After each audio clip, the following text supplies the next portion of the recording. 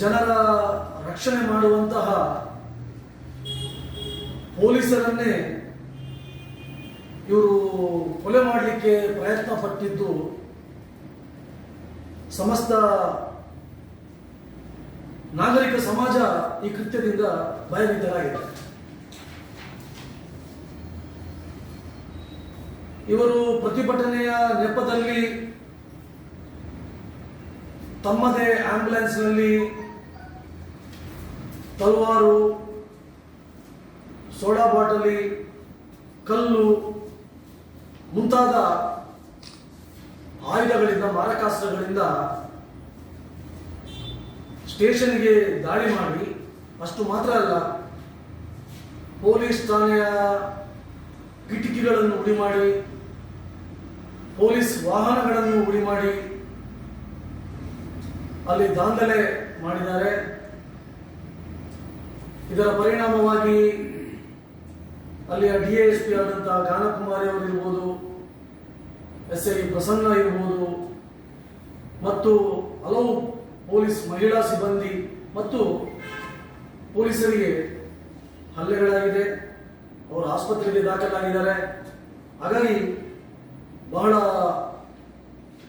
ಒಂದು ಭಯೋತ್ಪಾದಕ ಚಟುವಟಿಕೆ ಏನಿದೆ, ಭಯೋತ್ಪಾದಕ ಕೃತ್ಯ ಏನಿದೆ, ಆ ರೀತಿಯಾದಂಥ ಒಂದು ಘಟನೆ ಇವತ್ತು ಮೊನ್ನೆ ಉಪ್ಪಿನಂಗಡಿ ಪೊಲೀಸ್ ಠಾಣೆಯಲ್ಲಿ ನಡೆದಿದೆ. ಈ ಪೂರ್ವಯೋಜಿತ ಕೃತ್ಯವಾಗಿದ್ದು ಕೇವಲ ಉಪ್ಪಿನಂಗಡಿ ಭಾಗದ ಮಾತ್ರ ಅಲ್ಲ, ಈ ಘಟನೆಯಲ್ಲಿ ಕೇರಳ ಭಾಗದಿಂದ, ದಕ್ಷಿಣ ಕನ್ನಡ ಜಿಲ್ಲೆಯಿಂದ ಮತ್ತು ಉಡುಪಿ ಜಿಲ್ಲೆಯಿಂದಲೂ ಈ ಜಿಹಾದಿ ಮಾನಸಿಕತೆ ಇದ್ದಂಥ ಯುವಕರು ಇದರಲ್ಲಿ ಭಾಗಿಯಾಗಿದ್ದಾರೆ. ಹಾಗಾಗಿ ಇದೊಂದು ಭಯೋತ್ಪಾದಕ ಕೃತ್ಯವಾಗಿದ್ದು, ಇದೇ ರೀತಿಯ ಕೃತ್ಯ ಕಳೆದ ವರ್ಷ ಡಿಜೆಹಳ್ಳಿ ಕೆಜೆಹಳ್ಳಿಯಲ್ಲಿ ಅಲ್ಲಿ ನಡೆದಾಗ ಅಲ್ಲಿಯ ಪೊಲೀಸ್ ಠಾಣೆಗೆ ದಾಳಿ ನಡೆಸಬೇಕಾದ್ರೆ ಇದೇ ರೀತಿಯ ಘಟನೆ ನಡೆದಿದೆ. ಅಲ್ಲಿ ವಾಹನಗಳಿಗೆ ಬೆಂಕಿ ಕೊಟ್ಟಿದ್ದಾರೆ, ಪೊಲೀಸ್ ವಾಹನಗಳಿಗೆ ಬೆಂಕಿ ಕೊಟ್ಟಿದ್ದಾರೆ, ಪೊಲೀಸ್ ಠಾಣೆಯನ್ನು ಉಡಿ ಮಾಡಿದ್ದಾರೆ. ಅಷ್ಟು ಮಾತ್ರ ಅಲ್ಲ, ಅಲ್ಲಿದ್ದಂಥ ಹಿಂದೂಗಳ ಮನೆ ಮೇಲೇನೂ ದಾಳಿ ಮಾಡಿದ್ದಾರೆ. ಹಾಗಾಗಿ ಈ ರೀತಿಯ ಚಟುವಟಿಕೆ ಗಂಭೀರವಾದಂಥ ವಿಷಯ ಇದು. ಹಾಗಾಗಿ ನಾನು ಸರಕಾರಕ್ಕೆ ಆಗ್ರಹ ಮಾಡ್ತಾ ಇದ್ದೇನೆ. ಮೊನ್ನೆ ನೀವು ಈ ಘಟನೆಗೆ ಸಂಬಂಧಿಸಿದಾಗೆ ಪ್ರಕರಣವನ್ನು ದಾಖಲು ಮಾಡಿದ್ದೀರಾ. ಈ ಪ್ರಕರಣದ ಒಟ್ಟಿಗೆ ದೇಶದ್ರೋಹದ ಕೇಸನ್ನು ಕೂಡ ಇವರ ಮೇಲೆ ದಾಖಲು ಮಾಡಬೇಕು ಅಂತೇಳಿ ಈ ಸಂದರ್ಭದಲ್ಲಿ ನಾನು ಆಗ್ರಹವನ್ನು ಮಾಡ್ತಾ ಇದ್ದೇನೆ. 1967ರಲ್ಲಿ ದೇಶದಲ್ಲಿ ಒಂದು ಕಾನೂನನ್ನು ತಂದಿದ್ದಾರೆ, ಕಾನೂನು ಬಾಹಿರ ಚಟುವಟಿಕೆ ನಿರ್ಬಂಧ ಕಾಯ್ದೆ. ಸೆಕ್ಷನ್ 15ರ ಪ್ರಕಾರ ಯಾರೇ ಆಗಿರ್ಬೋದು, ದೇಶದ ಸುರಕ್ಷತೆಯ ಮೇಲೆ, ದೇಶದ ಕಾನೂನಿನ ಮೇಲೆ, ಅದು ಯಾವುದೇ ಪೊಲೀಸ್ ಅಧಿಕಾರಿಗಳ ಮೇಲೆ ದೇಶದ್ರೋಹದ ಕೇಸು ದಾಖಲು ಮಾಡಲು ಆಗುವಂಥ ಕಾನೂನಿದೆ. ಹಾಗಾಗಿ ಮೊನ್ನೆ ಡಿಜೆಹಳ್ಳಿ ಕೆಜೆಹಳ್ಳಿಯಲ್ಲಿ ಕೂಡ ಈ ಆರೋಪಿಗಳ ಮೇಲೆ ದೇಶದ್ರೋಹದ ಕೇಸನ್ನು ದಾಖಲು ಮಾಡಿದ್ದಾರೆ. ಹಾಗಾಗಿ ಉಪ್ಪಿನಂಗಡಿ ಘಟನೆಗೆ ಸಂಬಂಧಪಟ್ಟ ಹಾಗೆ ಎಲ್ಲ ಆರೋಪಿಗಳ ಮೇಲೆ ದೇಶದ್ರೋಹದ ಕೇಸನ್ನು ಹಾಕಬೇಕು ಅಂತೇಳಿ ನಾನು ವಿಶ್ವ ಹಿಂದೂ ಪರಿಷತ್ ಬಜರಂಗ ದಳದ ಕಡೆಯಿಂದ ನಾನು ಸರ್ಕಾರಕ್ಕೆ ಆಗ್ರಹವನ್ನು ಈ ಸಂದರ್ಭದಲ್ಲಿ ಮಾಡ್ತಾ ಇದ್ದೀನಿ. ಉಪ್ಪಿನಂಗಡಿಯ ಘಟನೆಗೆ ಸಂಬಂಧಪಟ್ಟ ಹಾಗೆ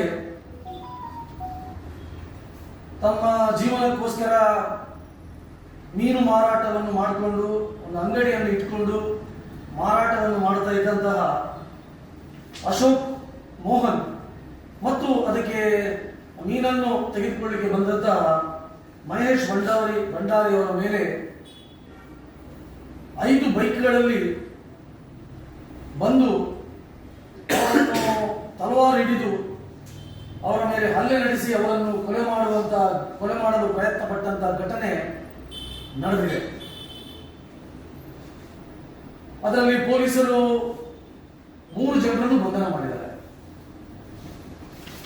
ಆದರೆ ಪ್ರತ್ಯಕ್ಷವಾಗಿ ಬೈಕಲ್ಲಿ ಬಂದು ಅಲ್ಲಿ ಕೊಲೆ ಮಾಡಲು ಪ್ರಯತ್ನ ಪಟ್ಟಂತ ಆರೋಪಿಗಳನ್ನು ಇವರು ಇನ್ನೂ ಬಂಧನ ಮಾಡಿಲ್ಲ. ಆ ಪ್ರಮುಖ ಆರೋಪಿಗಳಾದಂಥ PFI ನ ಕಾರ್ಯಕರ್ತರಾದಂಥ ಅಜೀಜ್, ತಸ್ಲಿಂ, ಸರ್ಕುದ್ದೀನ್, ಮುಸ್ತಫಾ, ರಫೀಕ್, ಅನ್ಸರ್ ಪೆರ್ನೆ, ಇರ್ಫಾನ್ ಕೊಲ್ಪೆ, ಸಿದ್ದಿಕ್ ಹೆಲಿಯಾಡಿ, ನೌಫಲ್ ಪೆರ್ನೆ ಅವರನ್ನು ಇನ್ನೂ ಇವತ್ತು ಪೊಲೀಸರು ಬಂಧನ ಮಾಡಿಲ್ಲ. ಅಷ್ಟು ಮಾತ್ರ ಅಲ್ಲ, ಪೊಲೀಸ್ ಠಾಣೆಗೆ ದಾಳಿ ನಡೆಸಿದ ಪ್ರಕರಣದಲ್ಲಿ ಕೇವಲ 10 ಜನರನ್ನು ಬಂಧನ ಮಾಡಿದ್ದಾರೆ. ಇನ್ನೂ ಸಾಕಷ್ಟು ಜನರನ್ನು ಬಂಧನ ಮಾಡಬೇಕಿತ್ತು. ಇವತ್ತು ನಮಗೆ ಪೊಲೀಸರು ಹಲ್ಲೆ ಮಾಡಿದ್ದಾರೆ ಎಂಬ ನೆಪವನ್ನು ಒಡ್ಡಿ ಮಂಗಳೂರಿನ ನಗರದ ಐಲ್ಯಾಂಡ್ ಆಸ್ಪತ್ರೆಯಲ್ಲಿ 28 ಜನ ಇವತ್ತು ಅಲ್ಲಿ ದಾಖಲಾಗಿದ್ದಾರೆ. ಅವರ ಮೇಲೂ ಕೇಸ್ ದಾಖಲು ಮಾಡಿದ್ದಾರೆ. ಆದರೆ ಇಷ್ಟು ದಿನ ಆದರೂ ಪೊಲೀಸರು ಅವರನ್ನು ಬಂಧನ ಮಾಡುವಂತ ಪ್ರಯತ್ನವನ್ನು ಮಾಡ್ತಾ ಇಲ್ಲ. ಯಾರೇ ಆಗಲಿ ಆರೋಪಿ ಆಸ್ಪತ್ರೆಯಲ್ಲಿ ಪೊಲೀಸರನ್ನು ನೇಮಕ ಮಾಡಬೇಕು. ಆದರೆ ಒಬ್ಬನೇ ಒಬ್ಬ ಪೊಲೀಸರನ್ನು ಇವತ್ತಲ್ಲಿ ನೇಮಕ ಮಾಡಿಲ್ಲ.